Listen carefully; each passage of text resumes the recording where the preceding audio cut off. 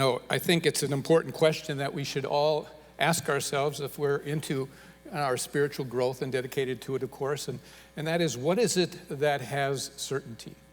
What is it that has certainty? We get lots of information, we get lots of teachings and dogma and doctrine and concepts and beliefs and opinions and articles and, all kinds of things that are fed to us, but, there are some things out of all of that we're uncertain about. And so the question is, what do you know is truly true? What do you know for certain? What do you know has certainty? Because certainty has significance. Oprah Winfrey, I think her thing is, she likes to say, what I know for sure is, so there's some things that she lives from that she knows for sure.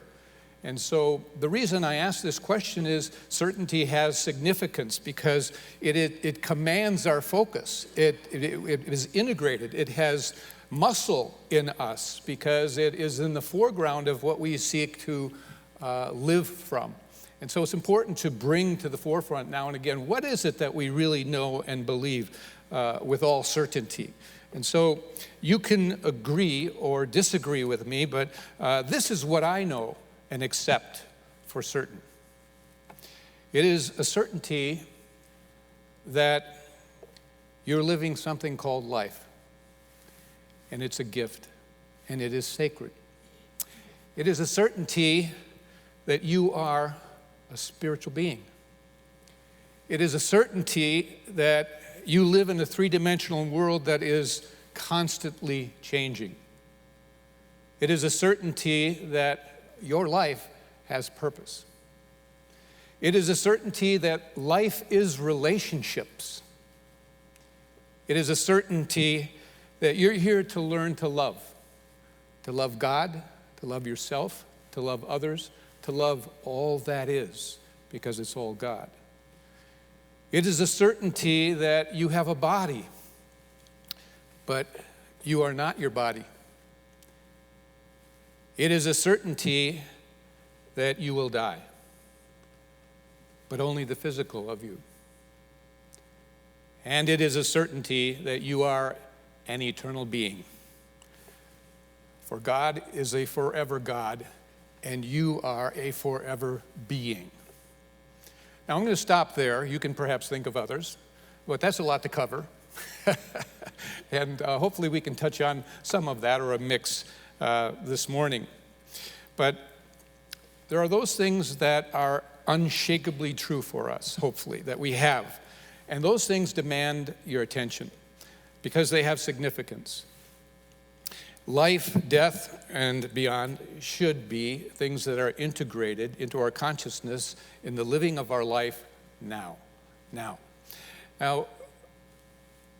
Reverend Michael Gott is doing a lesson series called The End of Life and Beyond. And I thank him for inviting me to jump into the middle of that series and speak to some of that theme. So today I want to address a bit and pieces of that, and particularly including death. Because death is a certainty. Everyone experiences it. It is unavoidable. It is a part of life. It is not to be feared. It is, as the comedian says, it's not that I'm afraid of dying, I just don't want to be there when it happens. Well, you're going to be there. And it happens. It happens. In fact, there are over 50 million people that die per year worldwide. 50 million, over 50 million. Non-COVID years, okay? In 2015, 55 million people died worldwide. And yet the population increased because though there were 55 million that died, there were 140 births worldwide. So our population increased that year by around 84 million. Interesting. People are coming and going. Souls are coming and going. About 150,000 people per day die worldwide, according to research done in 2017. And so we must really shift away from the idea of that talking about death is morbid or negative or talking about it brings it on, or being in denial of it in some way. It is a part of life. Everyone experiences it. So if anyone here has a problem with that topic, it's important that you be here and listen to this. I hope it will be helpful, truly, truly. And I honor those of you not only that are here, thank you, but those that that we are streaming to. Blessings to you. So the only way really to face and understand death is with, of course, spiritual truth. Spiritual awareness is the way that we confront life, and spiritual awareness is the way that we confront death. And so in various cultures and spiritual traditions, actually, they learn that it is considered an act of wisdom to prepare for death throughout their life. And there are things that we are to do and to learn in consciousness that can make for an easier death and a more conscious death and a more beautiful experience, actually. The Buddha taught that we are to use our lives to prepare for death, that is a part of what life is. I'll share more and hope to make that clearer. The Dalai Lama, who is certainly still with us, it is said that when he was 58 years old, it's probably about 20 years ago, I don't know his exact age now, he's still with us teaching, but when he was 58 years old, he was asked what he'd like to do next with his life. And he said that he would like to use the time to complete preparations for his death. That's a big emphasis of many spiritual traditions, and particularly Tibetan Buddhism.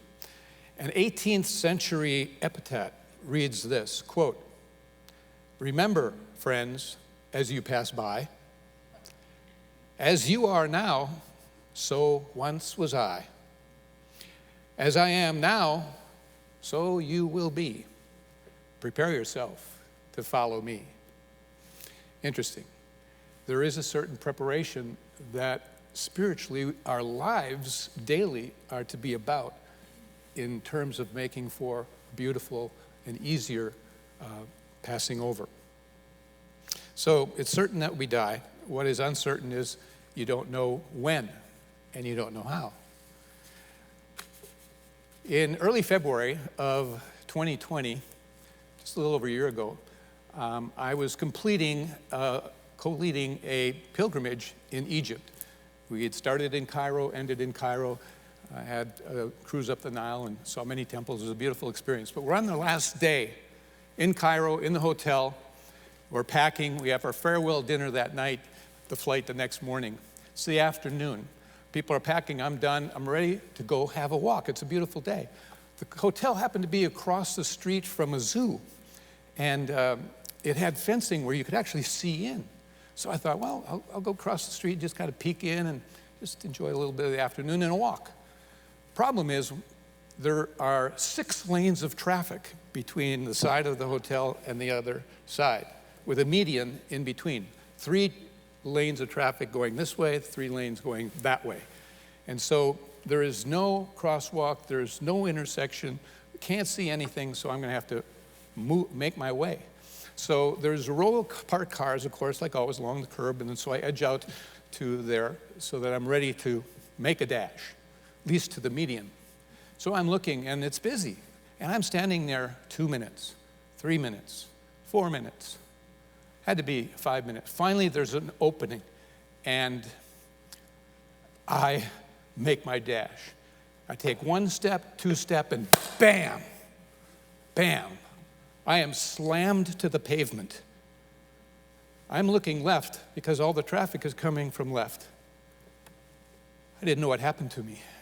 All I know next is that somebody grabbed me and pulled me up and away and out of what might be traffic where I was. And I was dazed, of course. I never met that person or saw them ever again. I just felt them do that. It could have been an angel, could be anyone. And by then I had my bearings, and I looked and saw that what I was hit by was an ice cream vendor. Sorry, I don't need an ice cream. So it just was the timing.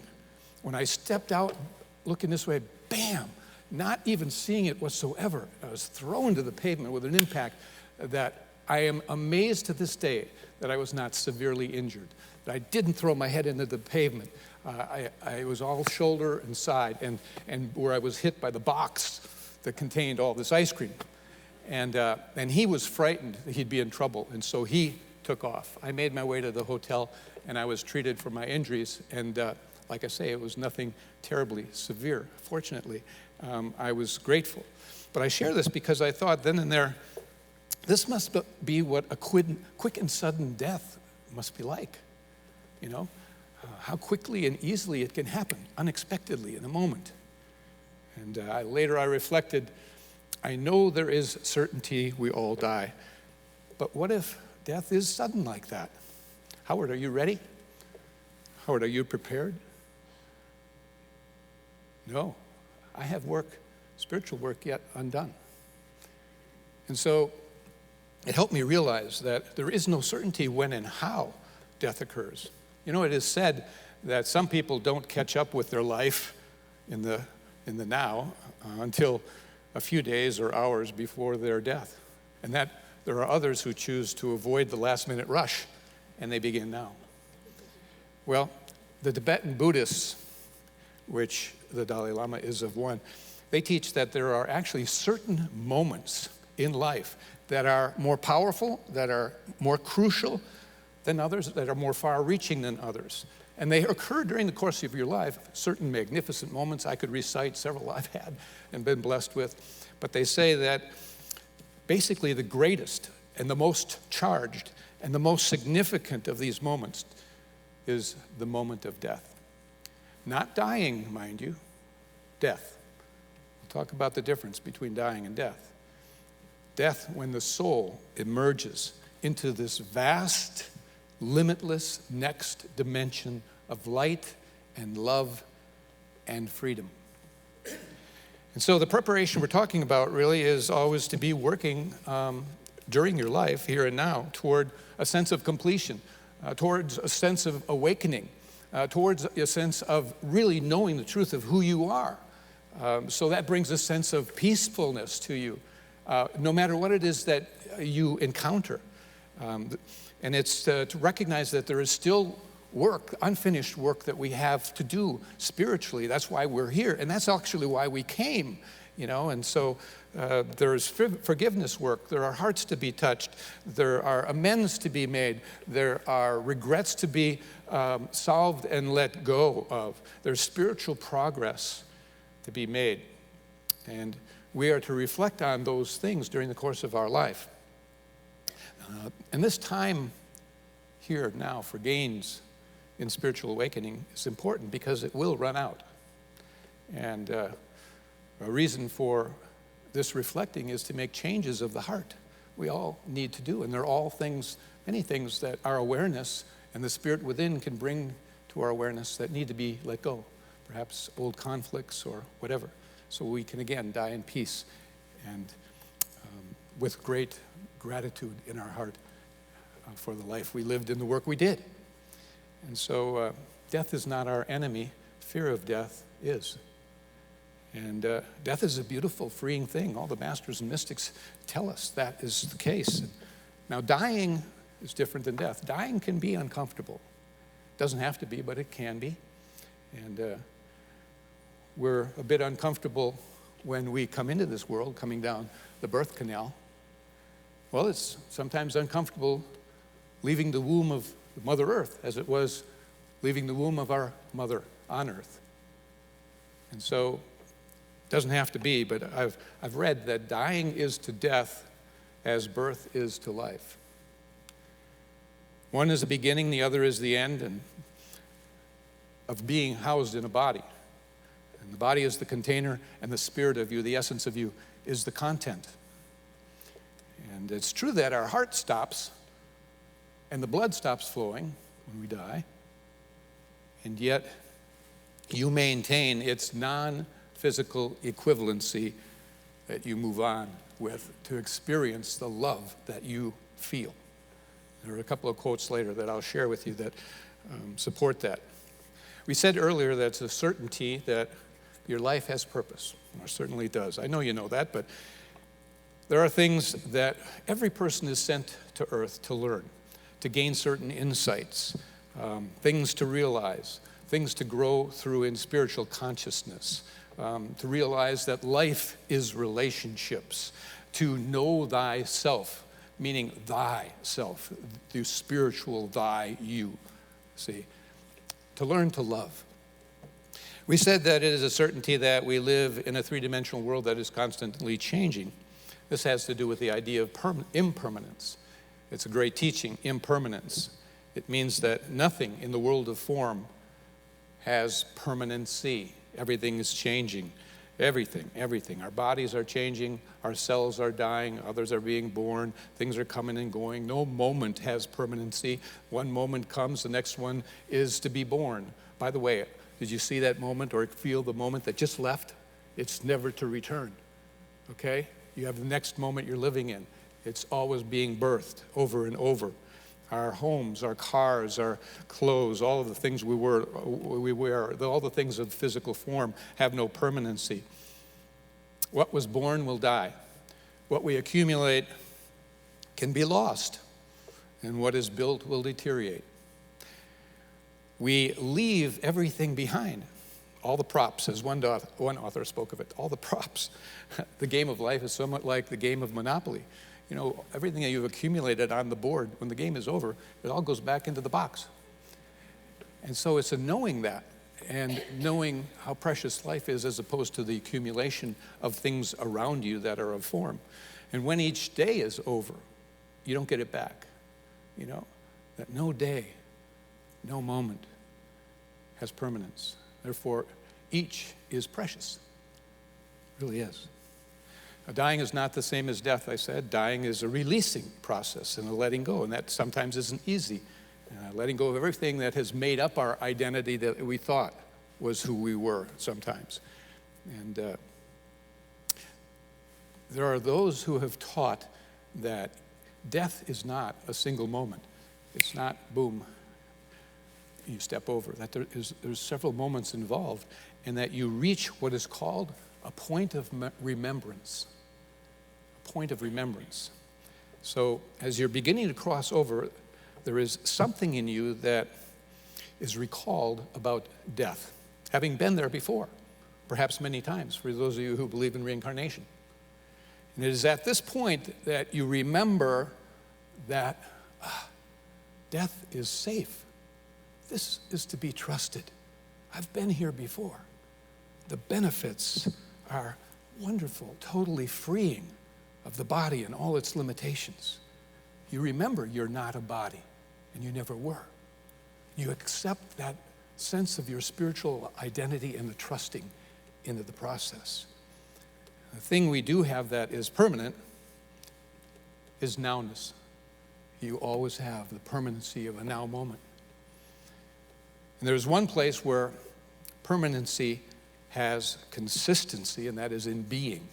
You have always had your being. That's why you are an eternal being. You are a being that has beingness in all the experiences that you've been through, this life and others, an eternal being. Awareness survives the body. Jesus stated in talking about death, let not your hearts be troubled, because there's the truth. Believe in God's truth. Believe in me. Believe in God. In our Father's house are many mansions, which is translated to rooms. Choose either one. And if it were not so, I would have told you, for I prepare a place for you. And so it's a beautiful metaphor that he uses in this teaching about death, that basically in my Father's house are many rooms or realms or dimensions. But it's the house you can never leave. You can move into another dimension or room or whatever you want to call it, but you will never leave the house of life. Now, the 23rd Psalm, the psalmist picked up on this, as you recall, and said, surely goodness and mercy shall follow me all the days of my life, and I shall dwell in the house of the Lord forever. It's a truth.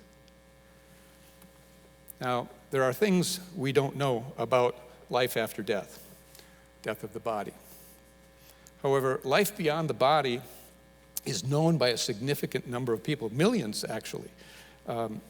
And these millions of people are people who have had near-death experiences. And literally millions of them have been reported. In 1982, there was a poll that was taken in which 8 million Americans in 82 admitted that they had a near-death experience. Might have been the book by Moody that came out about near-death and made it sort of okay to talk about, because it was like taboo. You'll be weird if you tell anyone you had one. There was a study done 10 years after that in which it was determined that there are approximately 775 near-death experiences per day in the US alone. Worldwide, it's certainly more, obviously. And there are studies that have been done, and I studied the studies. I am intrigued with it because it is a voice that tells us so much truth that resonates with the masters and the mystics and teachers. And there is spiritual content that is powerful, that is repeated. Now, near-death experiences vary, but there are many that have elements that repeat and have a consistency. And this is what people have studied and brought forth. And the messages have impact on our lives here and now. They give us insight. There are numerous books, of course, that have come out. One of my favorites, if you haven't read it, is Dying to Be Me by Anita Moorjani. And she worked with Wayne Dyer the last 3 years that he was with us speaking at his events. Well, shortly after we have stepped across, there's this life review that we have, and it is swift. It's like very comprehensive, but it is very quick, and it's an inventory, okay? It's telling you all the experiences and the feelings of others. In other words, those that you helped and those that you hurt. And so whoever you help make them feel good, you get to feel good. In all those that you hurt, you feel at the level of intensity that whatever you said or did, whatever they felt, you get to feel, all right? And so it basically is a help to you. It's really showing you that it's not to punish you, but it's to help in your own growth and understanding, because there's tremendous awareness gained through that process of the work that you have completed and the work that you have not completed. And of course, all of these people with the life review have come back, and their lives are changed and transformed. They're different, totally different. Never the same. And many, even as many as 50 years later, remember vividly the experience and tear up when they talk about it. It's so impactful. One near-death lady named Amy, she said, I was able to feel exactly what others around me had felt during my life, how everything I did and said and even thought had touched others around me. Another named Bobby said, I learned a lot. Don't hurt others. Don't judge.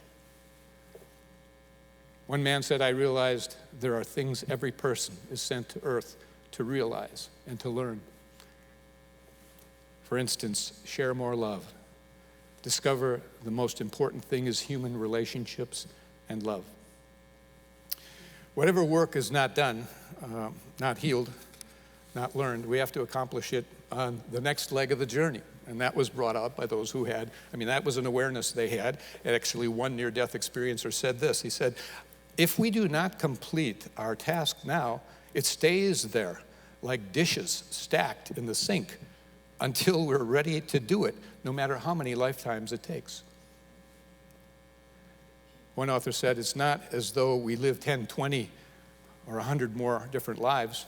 We actually live only one life, but we move from body to body, insight to insight, liberation to liberation. It's suggested then, and that's what a lot of this lesson is about, is that you prepare now in terms of have your own life review periodically, now, so you can reflect on the changes that Spirit is having you deal with here and now, the growth that is to occur. Some people experience a light, of course, and you've probably read some of these things, and some experience other people on the other side as well, and speak to them and what have you, and then they return back having had the conversation with a parent or a child that had premature death or what have you. A very interesting experience shared by a Vietnam veteran. His name is Michael Sabam.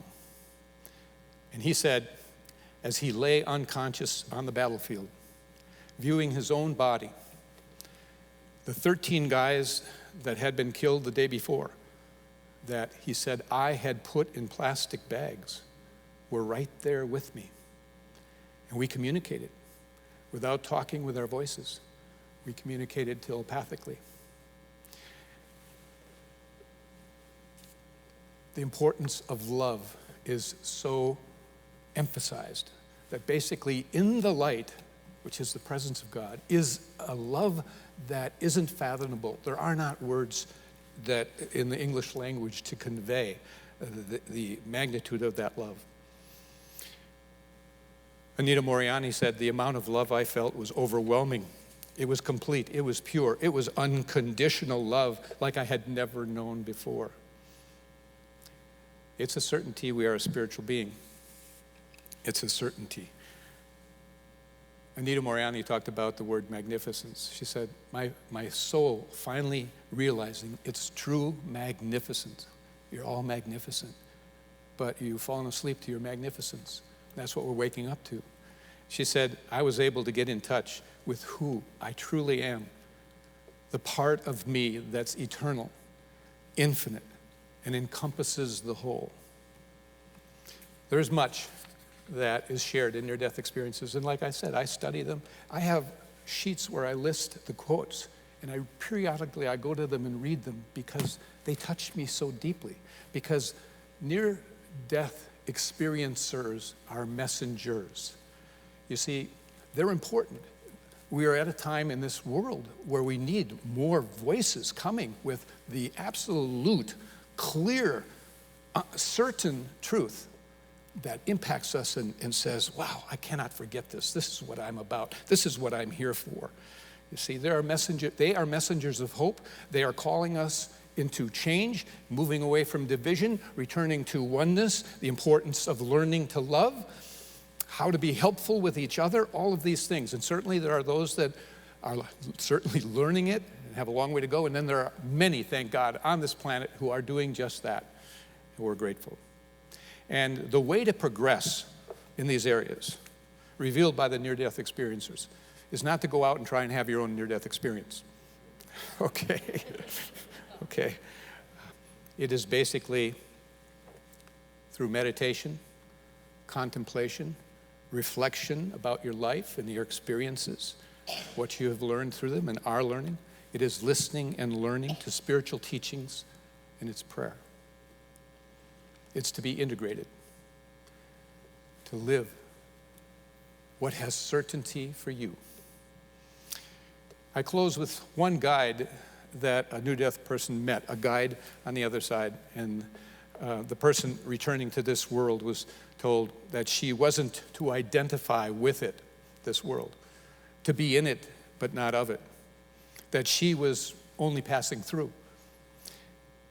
And another said, now my goal has become to feel nothing but unconditional love all the time. And I think that's a good place to close. And it's a good goal for us all to have. That now my goal is to feel nothing but unconditional love all the time. I invite you to turn within with me, if you would. And to just feel that there is a presence and a power that fills this room. It lives within you. It is mighty and powerful. It loves you infinitely. It is a guide. Simply ask, seek, and knock at its door, and it will show you the way. It will beam its light before you and in you. It will reveal a truth that will set you free. It will open your heart and the floodgates of oneness. Dear God, we honor your presence, which is always with us and within us, surrounding and enfolding us. Guide us, inspire us, show us what it is that we have come to learn, to do and to be. Show us that image and likeness of which we were created. Truly, we are grateful for this life, its gift, its sacredness.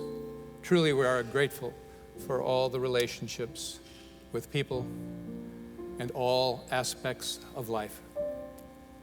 May we progress May we give ourselves to you, to the voice of Spirit that lives within, and be that which we were created to be. We say thank you, dear God. Thank you. And so it is. In Christ's nature, we pray. Amen.